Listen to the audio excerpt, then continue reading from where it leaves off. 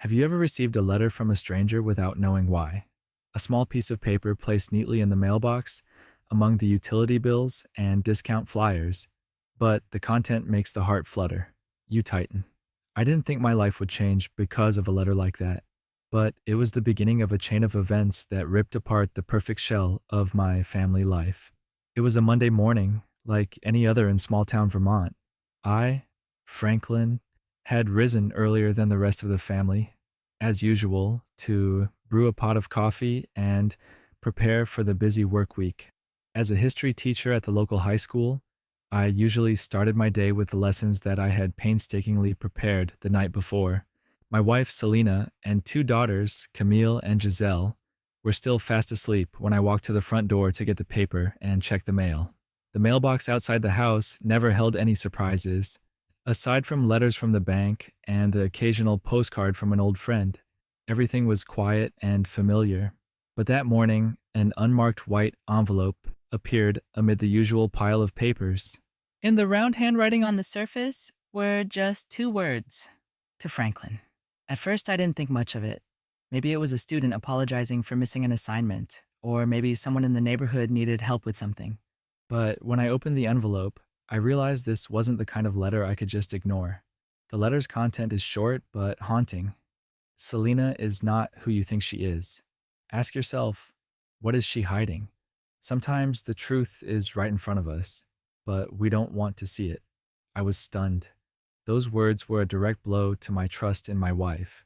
I put the letter on the kitchen table and told myself that this was just a cruel joke, someone trying to destroy my family's happiness.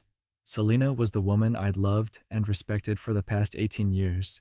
She was the devoted mother of my two daughters, the person who had helped me overcome difficulties in work and life.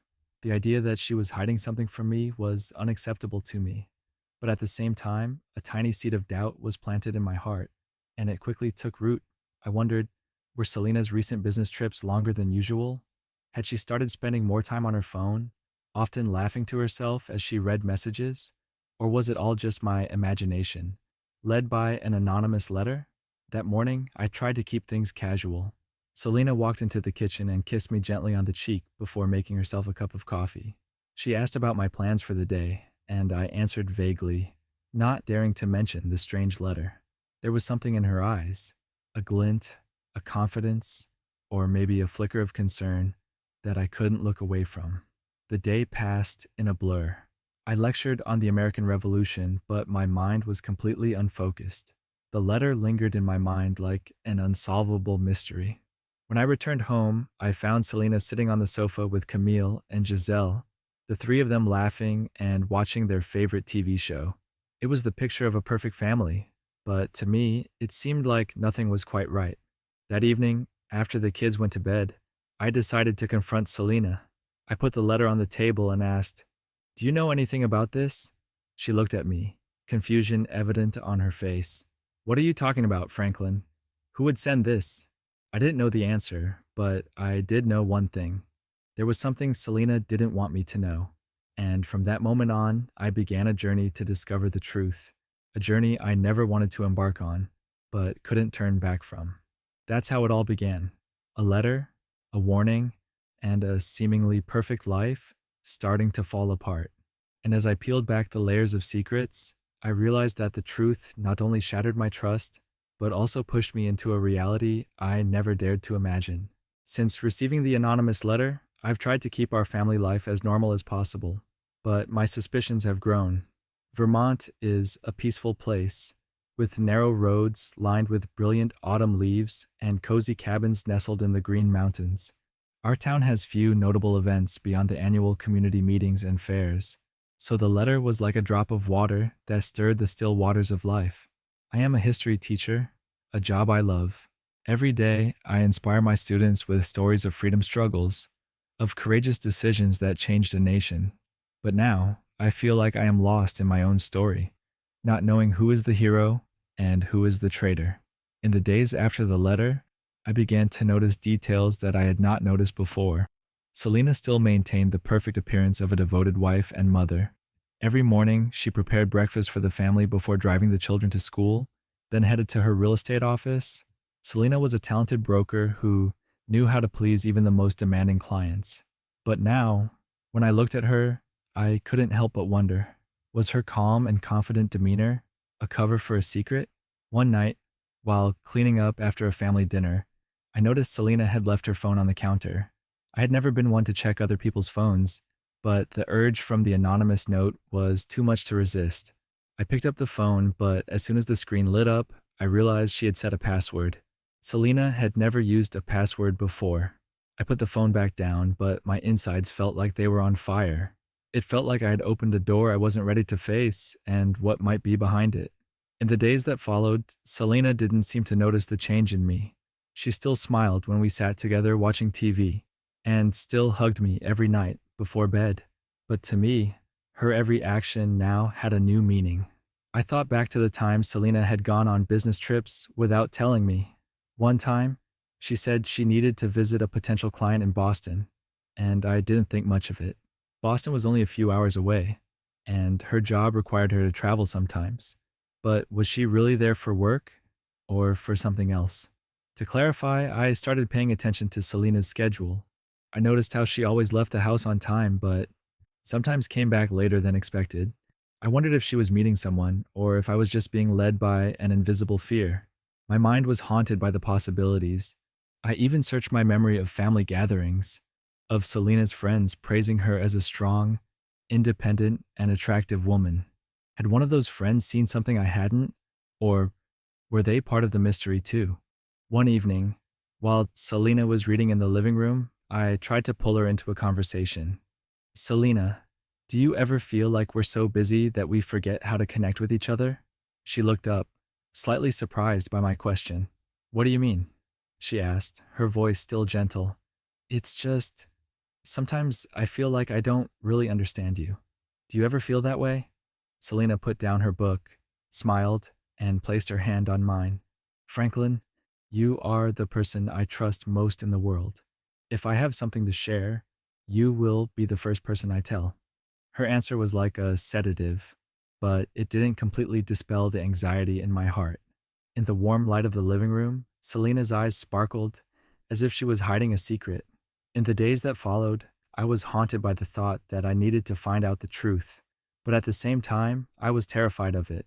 If Selena really was hiding something from me, would I be strong enough to face it? Or would I lose everything I held dear?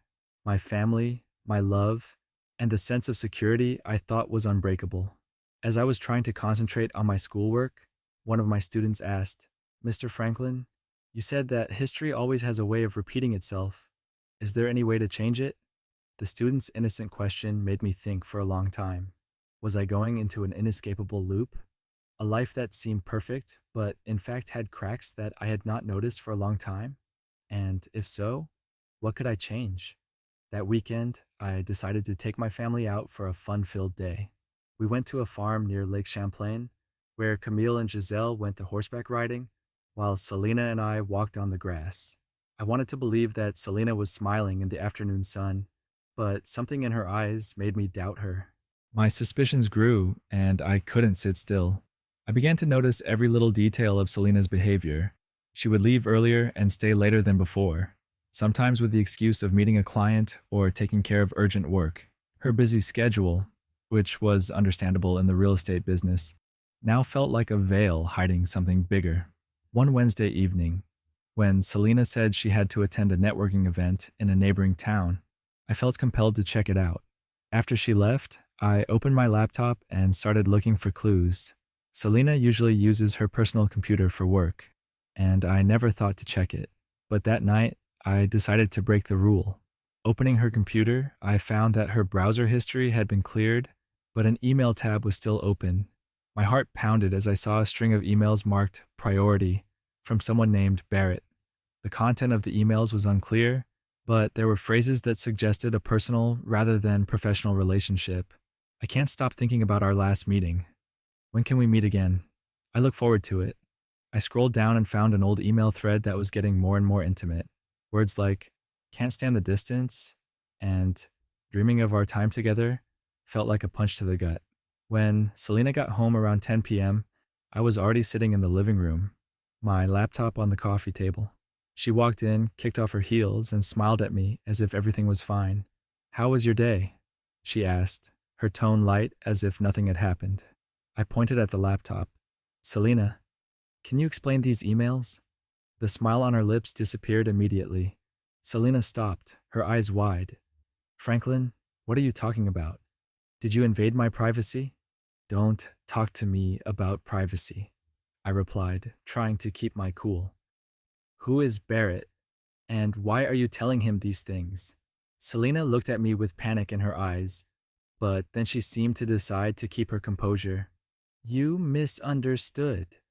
Barrett is a potential client. We are just trying to build a relationship for a possible partnership."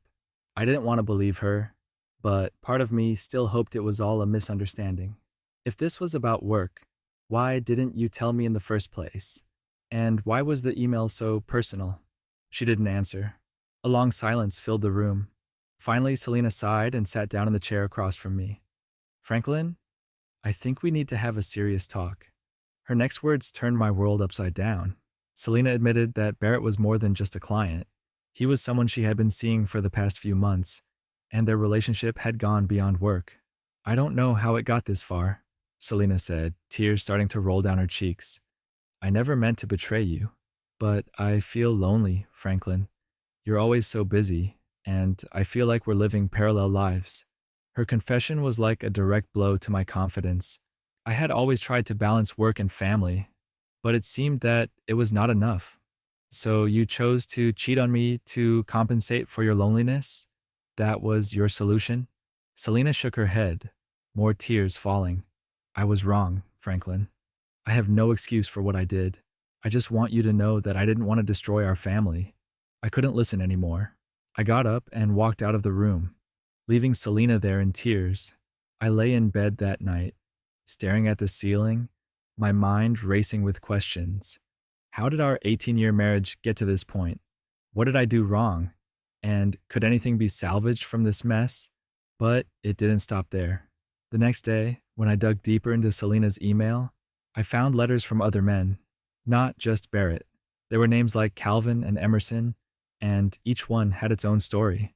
Some were just suggestive, but others suggested that Selena had gone much further than she'd ever admitted. The tipping point came when I discovered a photo. It was from Barrett, of Selena smiling, leaning on his shoulder at a fancy restaurant. It was taken just 3 weeks ago, when I thought Selena was in Boston on a business trip. This time, I didn't need a confession. I had all the proof I needed. Selena had not only betrayed me, but had broken all the trust I had placed in her. That night, I told Selena that I wanted a separation. She begged me, said she would cut off all contact with Barrett and the others, that she would do anything to save our marriage. But for me, it was too far gone. I decided to move out of the house for a while, leaving Selena and the kids in the house we had called home. As I drove away, I knew my life had changed forever, and there was no going back to the way it was. Leaving the house I'd called home for 18 years was not an easy decision. But as I closed the car door and drove away, I knew I needed some distance to sort out my thoughts, to process my grief, and to find a way to heal. I didn't know where to start, but I knew I couldn't let myself wallow in the feeling of loss. I moved into a small apartment in downtown Burlington, Vermont, about a 30-minute drive from my old house. The apartment was on the 3rd floor of a 50-year-old building with exposed brick walls and large windows overlooking a small corner of Lake Champlain. It wasn't the spacious, cozy home I'd shared with Selena and the kids, but I found the quiet I needed to start over. The first few days of living alone were the hardest. I woke up to an empty room, without the laughter of Camille and Giselle, without the smell of Selena's morning coffee. Familiar things like the sound of the television in the living room or the small stories of family were gone, leaving an unfillable void. I spent much of my early days walking around my new neighborhood. Lake Champlain in the fall is a majestic sight, with its maple trees ablaze with red and gold and the water reflecting the clear blue sky. I would sit on a bench by the lake, watch couples walk together, and wonder if I could ever believe in love again. One day, while I was reading a book at a coffee shop near my apartment, a middle-aged man came and sat next to me. He started chatting with me, asking me about the book I was reading. It turned out that he was a retired psychotherapist who organized a small support group for people facing marital and family crises. I hesitated, but eventually decided to attend the first meeting. At the support group, I met others who were grappling with similar grief. A woman named Margaret shared that her husband had run off with a woman he met on a business trip. Another man, Robert, told of how his wife had left him after the loss of their first child. Each story was different, but we had one thing in common. We were all trying to piece ourselves together from the broken pieces of our lives. As the weeks went by, I began to feel lighter. Listening and sharing in the group helped me realize that my pain was not unique and that I was not alone in this journey. The support group was not only a place to confide, but also a source of motivation for me to find myself again. In addition to joining the group, I started to build new habits. I went back to the gym for the first time in over a decade. At first, lifting weights or running on the treadmill was a big challenge, not only physically, but also mentally. But little by little, I felt my body getting stronger, and with it, my mind. I also learned to cook. Selena had always been the one in charge of the kitchen, and I mostly just reheated, ready-to-eat meals. But now I found joy in experimenting with new recipes, from Italian lasagna to French onion soup. Each meal I prepared was a reminder that I could take care of myself, that I didn't need to rely on anyone else to make me feel whole. Camille and Giselle visit me regularly on weekends. These visits are not only a chance to reconnect with them, but also a mental balm that helps me get through the toughest days. We go hiking together, kayak on the lake, or just sit in the living room and watch old family favorites. One day, Camille said to me, "Dad, I don't blame Mom for what happened, but I'm so proud of how you're handling it. I know you're hurting, but I see you getting stronger every day." My daughter's words were like a ray of light, piercing through the dark sky in my soul. It was the moment I realized that, even though my marriage had ended, I still had many things to cherish and strive for in life.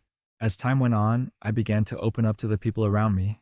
At the local library, I met a woman named Yana at a book discussion. She was a lawyer who decided to turn to writing after going through a painful divorce. Yana and I quickly found common ground, not only because of our similar experiences, but also because of our love of books and history. We started meeting more often, at first just for coffee, but gradually the relationship became deeper. Yana was not only a friend, but also someone who helped me see that the past, however painful, could not define my future. As I embarked on this new path, I realized that the journey of overcoming pain is not about forgetting or ignoring what happened. Instead, it is about learning to accept, face, and turn the hurt into motivation for growth. And along the way, I realized that I'm stronger than I ever thought. One spring morning, about 6 months after I left my old house, I woke up in my small apartment feeling at peace for the first time in a long time. Morning light streamed through the large windows, illuminating the exposed brick walls that I had come to love. It was not a place I had ever thought I would call home, but it had become the space where I found myself again. The healing journey has not been easy, but over time I have come a long way. I no longer look at old photos with regret or anger. Instead, I have learned to cherish the good memories and leave the hurt behind. My life has changed dramatically. I feel healthier, both physically and mentally. My morning runs around Lake Champlain not only keep me in shape, but also help me relax and think more clearly. The meals I cook for myself are not only nourishing for my body, but also a way for me to take care of myself, something I had neglected for many years. Camille and Giselle continue to be my biggest sources of motivation.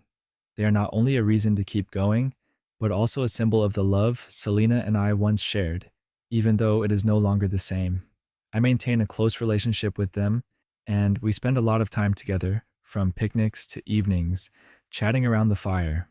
One of the most memorable moments was when Camille and Giselle celebrated my birthday in our small apartment. They brought a homemade cake and a small gift, a photo of the three of us on a recent hike. "Dad, we want you to remember that you are the center of our family," Camille said. Those words touched me deeply. I no longer felt like I'd failed as a husband or father. Instead, I realized that I had done everything I could to protect my family, and that I still had so much more to offer. Yana, the woman I met at the library book discussion, also played an important role in my journey. She was a smart and sensitive woman, with a troubled past similar to mine. Our relationship started as friendship, but gradually we became each other's support system. One afternoon, as we were sitting on a bench by the lake, Yana said, "Franklin, do you realize that pain does not define us? What defines us is how we get back up after we fall." Her words were like a wake-up call. From then on, I no longer felt bound by the past. I realized that life goes on, and every day is an opportunity to write a new chapter. Over time, Yana and I became an important part of each other's lives. We traveled together, attended history seminars that I loved, and built new memories together. Yana was not only a life partner, but also a reminder that true love is based on empathy and respect. Looking back, I realized that the breakup of my marriage taught me profound lessons that I will never forget. Love requires communication and understanding. I have learned that small issues should not be left unresolved. Silence and distance can kill any relationship, even if both parties have good intentions. Every pain is an opportunity for growth. Selena's betrayal pushed me into a state of great loss, but it also forced me to confront things I'd been avoiding, like self-care and finding my own meaning in life. Family is a source of hope. Camille and Giselle are not only my supporters, but also my reason to keep going. Even if the marriage ends, the father-daughter relationship will always remain. The future is not limited by the past. Meeting Yana is proof that happiness exists not only in what is past, but also in what lies ahead. Today, as I look out of my apartment window at Lake Champlain, I feel a surge of gratitude. The journey from brokenness to rebirth has not been easy, but it has shaped me into the person I am proud of today. My past no longer weighs me down. Instead, it has become a reminder that no matter how challenging life may be, we can always find light at the end of the tunnel. Looking back on my journey, I realized that the breakup was not the end, but a new beginning. My marriage to Selena, though it ended in pain and loss, was not just the end of a chapter, but a profound lesson in trust, understanding, and inner strength that I never knew I had. After all, I've learned that people are not defined by how many times they fall, but by how they get back up. If someone had told me a year ago that I would be living a new life, finding peace in my small apartment in Burlington, and starting to rebuild trust with someone new, I would have laughed and dismissed it. But reality has shown me that the seemingly impossible are often the things we need most to change and grow. Selena and I now maintain a civil and respectful relationship. Although we are no longer married, we are still Camille and Giselle's parents. Family gatherings, which were initially tense, are now more relaxed. Selena often thanks me for allowing her to continue to be a part of our children's lives, and I am grateful for that. One of the biggest lessons I learned through this experience was the importance of facing my pain instead of avoiding it. In the first weeks after leaving home, I tried to avoid thinking about Selena, about Barrett, about everything that had happened. But the more I tried to avoid it, the more the pain gripped me. It was only when I faced it, dared to admit that things had changed, and I needed to move on, that I began to feel relief. My new partner, Yana, helped me see that love doesn't have to be perfect to survive. She once said, "Franklin, none of us are perfect, but what matters is that we can accept and build from our imperfections." Her words changed the way I viewed relationships and helped me enter this new chapter of my life with a more open mind. Camille and Giselle have also taught me a lot. Through conversations with them, I have learned that being a father is not just about protecting and guiding, but also about listening and learning. My children have grown into strong, independent women, and they have helped me find strength in my weakest moments. I'm not saying it's been easy. There are still days when I feel empty, when I think back to the past and wonder what would have happened if Selena or I had done things differently. But those thoughts no longer own me. I've learned to let them be fleeting thoughts, not burdens. Now, every morning when I stand by my apartment window, watching the sun rise over Lake Champlain, I feel a surge of hope. I used to think that loss would forever be a wound that would never heal, but I was wrong. Loss can become the impetus to seek new things, to be reborn in a stronger form. My life is not a fairy tale, but it is a story of rebirth, of finding light in the darkness. I learned to love myself, to rebuild trust, and to open myself to love again. If there is one thing I want to share with anyone listening this, it is this: never let your pain define you. No matter how difficult your circumstances are, remember that you always have the power to change. Every step, no matter how small, is part of the journey to a better life. My journey is not over. I am still learning, still building, and still moving forward. But I know that with the lessons I've learned, I can face any challenge that lies ahead. If you are also facing difficulties in life, I hope you will find the strength to stand up, to face, and to move on. Remember, no matter how rough the road, there is always light at the end of the road. And so, my story, from collapse to rebirth, is not only my own story, but also a reminder that we, each of us, have the ability to move through the darkness to find the light.